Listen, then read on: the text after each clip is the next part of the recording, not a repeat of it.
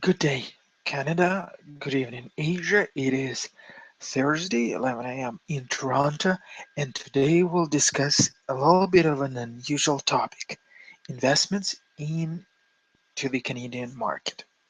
Since many of applicants who are looking to relocate to Canada are doing so for these or that financial reasons, we decided to show you today how investments into Canada could pay you back even before coming here. I will do my best and will try not to overload you with the numbers and technical information today. However, if you're thinking of investments, I would strongly recommend that you listen carefully. Now, I would like to stop here for a few moments and give you a very brief idea of why investments go hand to hand with our daily work. Since we have multiple clients around the globe coming to Canada every day, we're asked about the first steps inside Canada, about the right decisions, right investment instruments. Over the years of our legal work, we've seen good, bad, and I believe ugly projects and have developed the list of the most stable investments opportunities which worked for us, which worked for our clients, and all of those projects we would talk about today are available for everyone inside and outside of Canada, which means that each of you could benefit from them anytime without actually coming to Canada.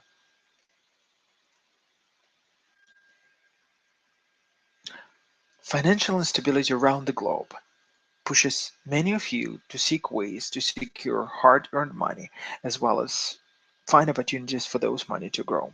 So last fall, when I personally was in Bangladesh, I was surprised by the level of fraud and financial insecurity in there. Many of you simply do not have other ways to create stable income apart from your monthly paycheck. What, in my opinion, what makes things even worse is that what you get tends to depreciate in value, and at the end of the day, you're receiving less and less for your work. Financial fraud is another story. I'm not talking about here about the business investments which do not guarantee you any security, but even banks are not always protected well enough to give you that needed level of confidence. If I'm not wrong, about a couple of months ago, someone commented in the Facebook that he or she could provide you about 10% of income if you invest $100,000. That was, I believe, a comment to you, one of my pictures or something. What surprised me was that lots and lots of people were asking for that person's contacts and wanted to join in. That's the good sign and good demonstration how desperate people are sometimes in Asia. So what do we have left at the end? Traditionally, real estate market is considered as being the most stable in the world. So buying the property is one of the easiest and one of the most reasonable ways to at least protect what you get. The problem is there is no real mechanism to make sure that your property somewhere in Asia and Bangladesh generates you a stable income and that its value of that property grows over time. So let's have a look how it works in Canada. Every year, about a third of a million people come to Canada as immigrants. And all of these immigrants, they need places to live, to grow families, and all of them, of course, are getting richer and richer over time, which in turn influences the whole real estate market. From the cheapest apartment buildings to the middle class houses and huge residences, there's always a need for more and more residential living space across the country. And this fact alone creates a situation when cost of an average house across Canada grows 6 to 10% every year. Add to this a simple fact that Canadians are highly mobile. Usually we change about 4 to 6 properties over the lifetime. Like me personally, have just moved to our third house. And trust me, it's not the end. Now, another interesting factor is that it's also quite common for many families to rent property before they actually decide to buy something. Therefore, a legal rental framework is quite sophisticated and is quite developed in Canada. So this framework, it protects renters' right and makes sure that your highly valued property stays defended. And combination of these factors makes Canadian real estate market one of the most interesting investment targets in the world. I have actually drafted here a few options which may be interested for you. Let's have a look at them more closely. The very first option looking at us would be buying a property in Canada and actually renting that property out. For other countries' residents, this option is open and available as well as for Canadian residents. So let's try to focus on a few basic facts here. In Canada, we have three major types of residential buildings: apartment buildings or apartment condominiums, townhomes, and houses. To put it simple, apartments are usually the most affordable out of these three. Young families, new immigrants, students, most of them are choosing apartments as their homes. Two major factors to remember about apartments: that their value, it grows much slower than other types of buildings. But they are much easier to rent out, and there's usually no problem finding an occupant for an apartment building. Now, townhomes is something in between. It's not a freehold house, but it's not an apartment either. So usually townhomes are considered being a middle class living for those looking to stay in downtown and enjoy like vibrant life there, but those who cannot afford owning a house in that area yet. Renting out a townhome is not always easy, but it's probably the most interesting and the most secure from the point of investment. So, for example, no matter what, demand for the middle class housing will always be there, especially if we're talking about Toronto area. And of course, last but not least, we're getting the freehold homes. It is the most traditional residential living in Canada. At the same time, it's probably the most expensive one. For many people, house is their single largest investment in life, and this investment tends to grow in price significantly. So renting out houses is always a bit harder simply because it costs more than living in a condo or in a townhome. However, as I've already mentioned, housing costs steadily grow year over year. Now, let's crack some numbers in here. So, cost of an average condo in Toronto is about $400,000. Townhome around 450 to 500. Houses they start at about 550 and up. And of course, no one pays this price out of the pocket. Instead, we have mortgage institutions here which lend us money so that we could afford these properties. So, on average, mortgage rates for Canadians are about 2.5% now. For foreigners, it's close to 4 to 5%. So years of the purchase with mortgage works. Say an investor pays 30% of the property cost and the remaining amount is paid by a mortgage institution for you. In return, you're paying back those money to the mortgage institution every single month. Now, here's a real example for you. So, say a two-bedroom apartment in Toronto could cost about 400,000 Canadian dollars. And we're always talking about Canadian dollars. Remember that it's about 35% less than American ones. So say you're paying $100,000 for that apartment. The rest is paid by a financial institution on a 25-year term. In this case, you would have to pay about $1,700 Canadian dollars a month to the mortgage institution. At the same time, you could rent out such a property for something close to $2,200, which will pay your mortgage and create you some sort of a minor stable income per month. So considering property value growth and rental income, it would be probably fair to say that you can make about 5 to 6% per year on this investment after it's sold. Now, situation with the houses is of course much more interesting.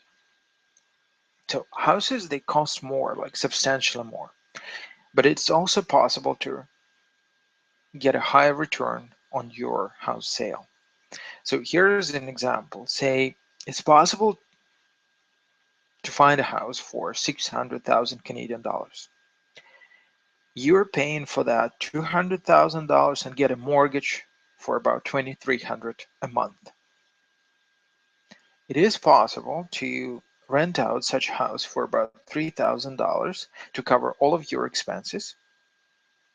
And if a place has been chosen wisely, I mean the place of a house which you purchased, this house would appreciate in value, and after about 5-6 years you could sell it for roughly 700,000 Canadian dollars, which comes to about 6 to 7% of an income per year after taxes, which is of course more interesting than the previous option. Now, if you look at those two examples of a condominium and a house, the major drawback is of course maintenance and upkeep. Yes, at one point you own a property in Canada, but at the same time this property requires regular visits, regular supervision. It's not necessarily have to be you, but you would still have to pay to the company which will do that. And for those who are not interested in all this associated hassle, there are a couple of easier options. Now, the very first option would be real estate funds. And these funds are tailored specifically to assist you to retain profit from the real estate market while not being exposed to issues with rent and collateral upkeep expenses. In a nutshell, here's how these funds work. They operate both with construction and already constructed properties which they rent out and sell. And in order to keep up with the ever-growing demand for the new residential and commercial real estates, those funds are looking to attract investors both from Canada and from abroad and paying those investors those monthly dividends on the amounts invested. So if we look at the most conservative funds which do not invest in US markets, simply because their regulations are not as strict as in Canada, and we all know from the lesson of the previous financial crisis that it won't probably be wise going to the States for the real estate investments. Uh, and if we stay focused on the most conservative and the most regulated areas of the Southern Ontario and Greater Vancouver area, average income there could realistically be around 8 to 9% annually paid every month. So say if you are investing 50 or 100,000 Canadian dollars, which, well, 100 Canadian would come very close to 70,000 US dollars, you're getting roughly 8 to 9,000 dollars every year, which is paid to you directly every single month. It comes up to around $750 per month, which is not too bad at all, right? And commitments for those funds, they are set on a yearly basis, which in simple terms means that investment period is 1 year, after which you're getting your money fully back, or you have an option to renew it for 1 more year. In my personal view, such funds, they represent a very good option for those who are looking to invest into a stable growing market, and at the same time you're balancing risks and not dealing with the hassle of property management. Now, as I promised, we could look at the second option, or the third one in our scenario, direct investments into the real estate projects without the actual property management. So this option is slightly different from the funds in terms that it makes you a legal owner of a property in Canada. And here's how it exactly works. So every builder constructing multiple houses is usually actively looking for investors. The reason behind that is very simple. As we have previously mentioned, construction is going very, very quickly. And usually those unoccupied land lots, they come and go almost instantly. So the more funds a developer has, the more chance he or she has to get that new property, new land, and begin construction as soon as possible. So given the fact that the banks are usually able to finance only a limited number of deals, developers usually turn to private investors for extra money which they need to roll out the new projects. So the offer here is very simple. Developers are you offering you to buy a house, typically for from 50 to 100,000 Canadian dollars during the initial construction phase. So yes, you become a legal owner of the house or a townhouse in Canada with all the papers prepared in your name. No one is legally allowed to do anything with this property without your consent. So while the construction goes on, you get paid on your investment every month. However, once the construction is complete, you are legally obliged to sell the property back to the builder for the same amount of money which you invested into this project.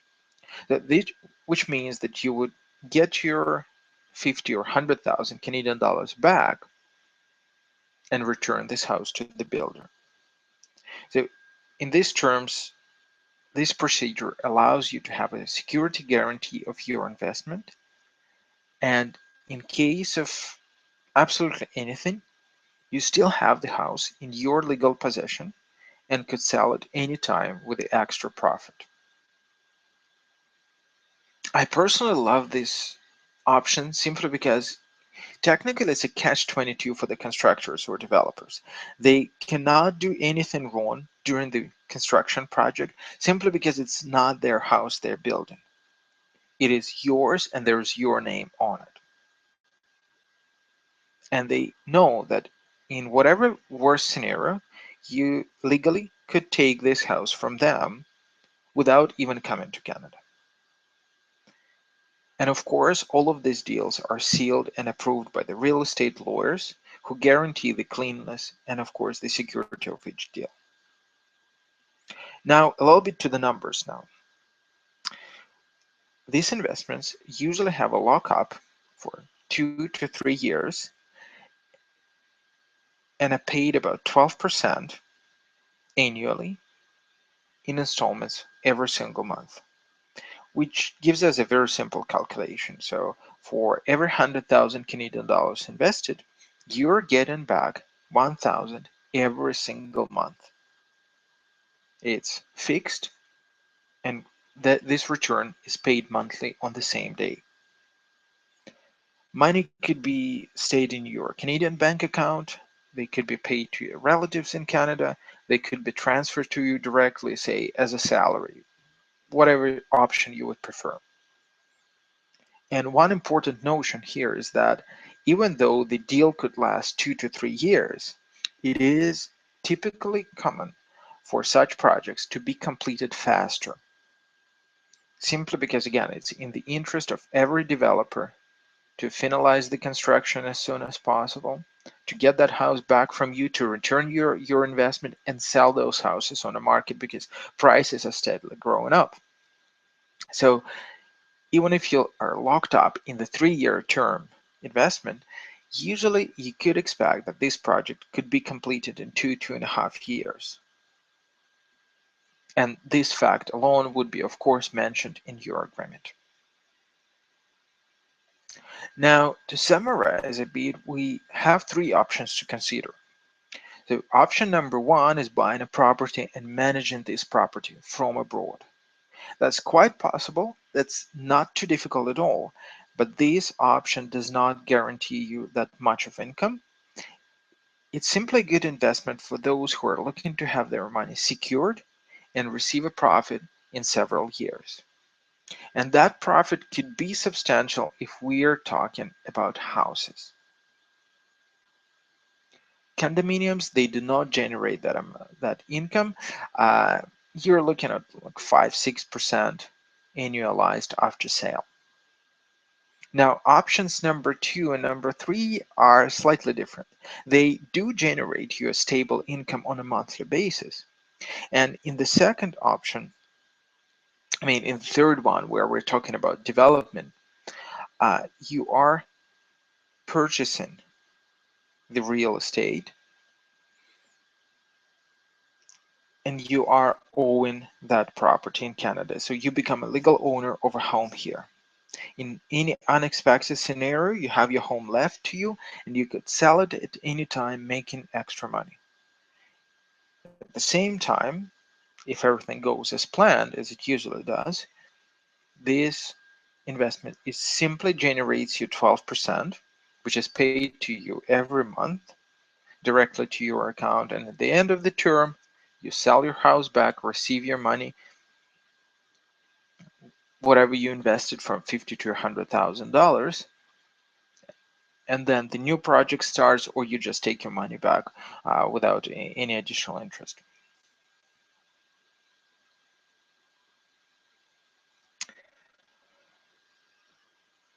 In the last couple of minutes, let me just briefly tell you why, if you're seriously consider investing into Canada, I would recommend you doing it with us. I have personally been in Bangladesh in fall, and I would come again, of course, this year. And initially, the whole idea was to open doors to what Canada could offer to the mass public of Bangladesh. It is not just about immigration, I believe it's about the ways of making life easier and more secure for you.